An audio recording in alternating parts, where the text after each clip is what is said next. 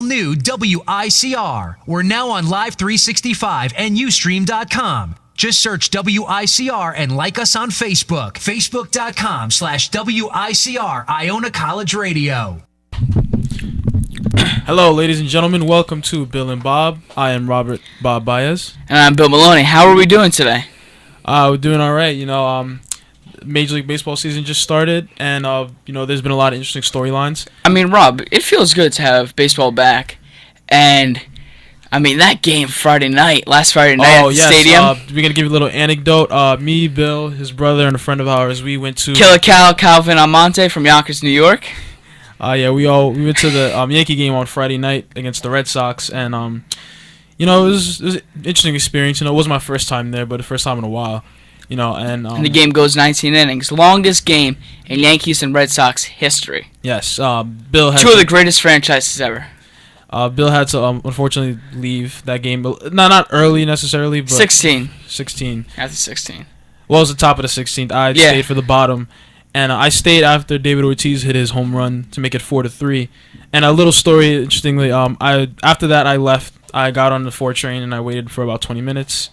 And I was listening to the game. There's a TV in the entrance, and I was listening to it, and I saw Mark Teixeira hit it to tie it up, and I was furious. Yo, Rob, my mom, she said to me, Donnelly Calvin, that we had to go leave the game, and that we had to go take the Metro North back home. And all of a sudden we get to the Metro North station, which is about 8 blocks away actually from the stadium, and we get out of the stadium, walk 8 blocks, and buy our tickets, and the train conductor says that the train doesn't come until the end of the game. So we're there at the train station after we left the game, one of the greatest games of all time in Yankees regular season history. No. And we're there, and we're waiting for the end of the game. Well, locked out of the stadium, waiting for the end of the game. Well, here's the thing. I wouldn't consider it the greatest game. It was the longest game. Don't get me wrong, but in reality, the idea of being at a game for that long, it's great. But it does get boring. You have to be exactly. The game was boring. It was a snooze fest. Imagine when we did the scorecard for the second half +1. You need 3. You need 3 scorecards. Yeah. So that was just one of the things. And the Yankees end up losing that game at the end. I actually got home at about 2 a.m. and the game was still on. And I watched the last play of the game at home.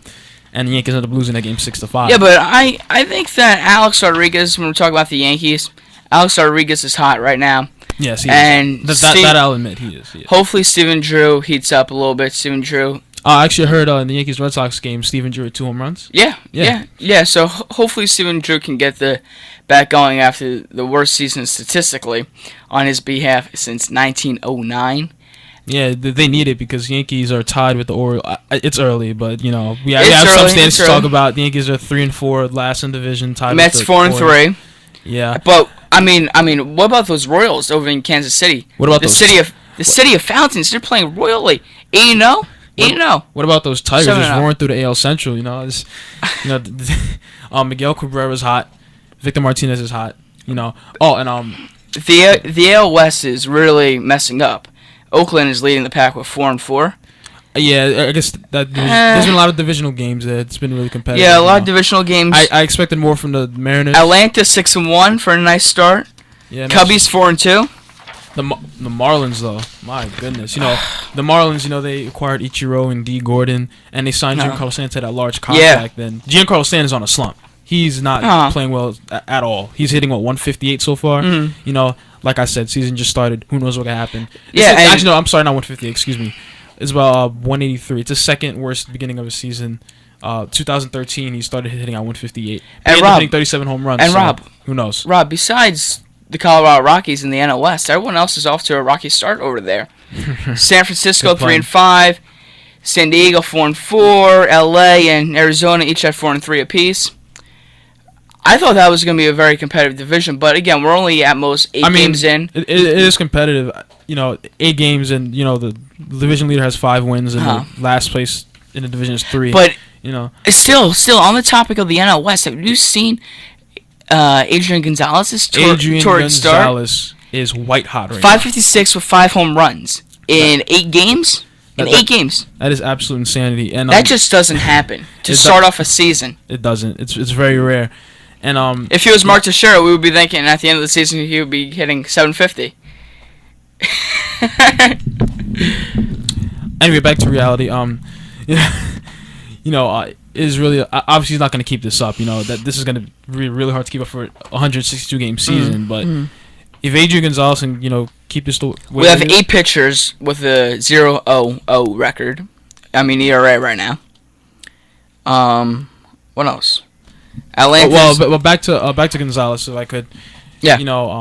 He's won. I believe he's won MVP before. I can't really recall. But he is definitely, it seems like he's back. He suffered some injuries. He's back on the West Coast. He's back, Back in Cali living. Seems like he's having fun there. San Diego, now with the Boston, now he's back with LA. He won. The Dodgers are the favorites to win that division. However, he won a ring in Boston. Now it's time to get back to work over in LA, yeah. In LA, doing the City of Angels. Yeah, and interestingly enough, and Hollywood, Dodger Blue. Interestingly enough, the Dodgers Padres in the National League West, the Dodgers Giants is the premier rivalry, not only in that division but in baseball, one of them anyway. In the National League it is, of course. But I feel like the Los Angeles Dodgers and San Diego Padres could be the new marquee rivalry in that division. We have Matt Kemp going to San Diego, and all these players, Craig Kimbrell, the best closer in the NL, going to the Padres, so that's going to be really good. What about the Giants?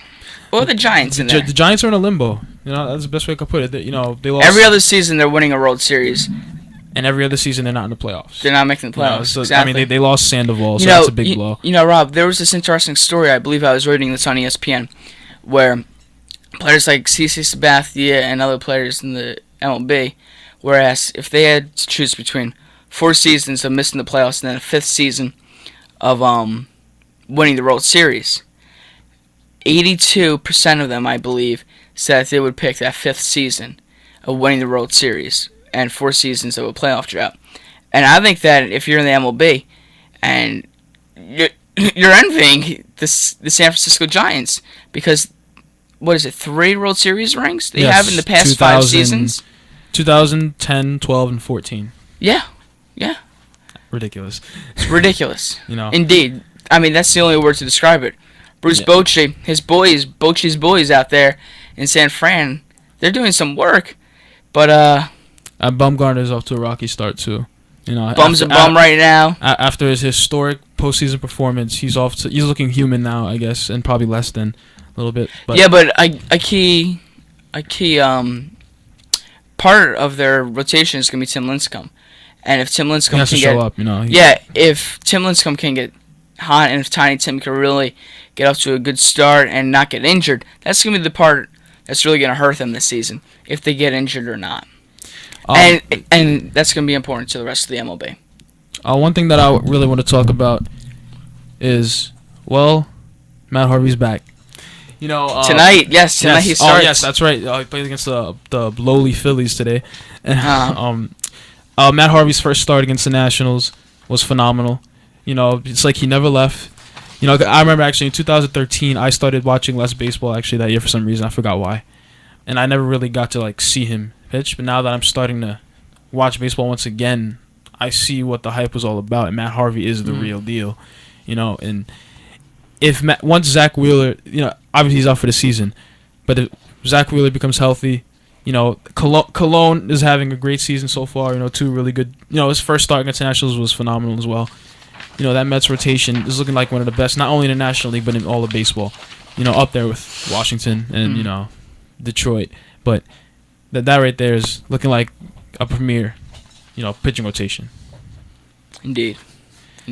Well, Rob, I think that moving forward with this week, we're going to see, as we always do, every single day in baseball is another great day. And I think that as the season progresses, we're going to see more great storylines. Just like we saw on opening day with the storyline of Lester and the Cubs versus the Cardinals and the renovations at Wrigley, which we will be talking about in our next segment about the great and majestic and beautiful and historic and cultural ballparks throughout the league. We try to get all of them in in there, but we'll just see what we can do. Yeah. A segment gonna be a little fun. Rob, it'll be our first take. It'll be our first take of the season. Yeah. And just like this was our first take of the season, and every single week as we move forward and through the summer, we're going to be giving our analysis. But I think that wraps up this segment. Yes, so we'll be right back, and we'll have our Major League Baseball ballpark special.